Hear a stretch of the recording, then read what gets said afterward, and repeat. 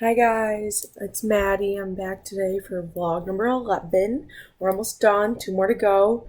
Um, so today I'm going to talk about the second half of Close to the Knives, and then I'm going to talk about the AIDS, art, and activism, remembering Grand Furry, and that article along with the images.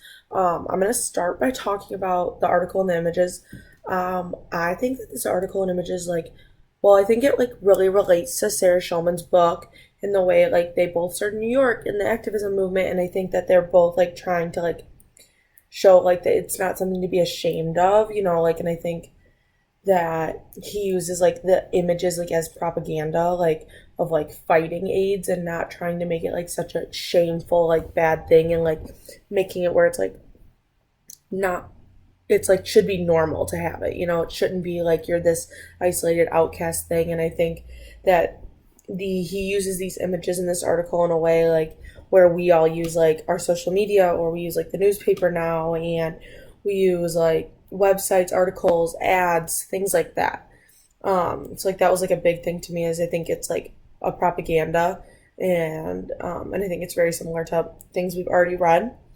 And then I want to talk about now with the second half of Close to the Knives is that I really liked the way the author talked about a lot of statistics and facts. I think that it really helped make people feel like they actually know some things. I know personally for me, if I know facts, I feel more confident in being able to talk about something because I know what's really real and what's not. And I think that this author really did well at doing that because not everyone knows everything. And I think that I know for me, there's some people who I guess are iconic, famous people who have AIDS that I didn't even know had AIDS, or who have been the poster people for it and I have no idea. I feel like some people AIDS and HIV aren't very talked about anymore.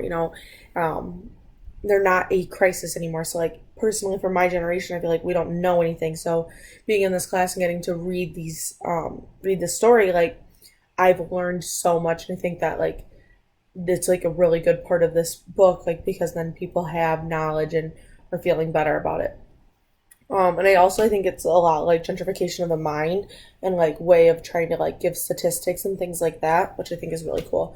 Um, so a big claim that I want to talk about, because I didn't really know, because I am really struggling with what I want to write my essay about, but I think this might be a good one, of something about embracing death, or don't be ashamed of your death, because I feel like the problem is that back in the day, during this crisis and activist movement time, is people were very ashamed and felt judged to know someone who's homosexual, or um, have AIDS or die of AIDS and things like that.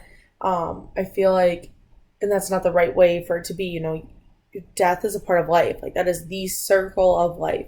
No matter how you die, if you die of illness, if you die of AIDS, if you die of breaking an arm of a car crash, you shouldn't be ashamed of how you die. And I feel society really is making AIDS a shameful thing in this time period. And I think that something big that especially Graham Fury was trying to show is that you shouldn't be ashamed of having AIDS.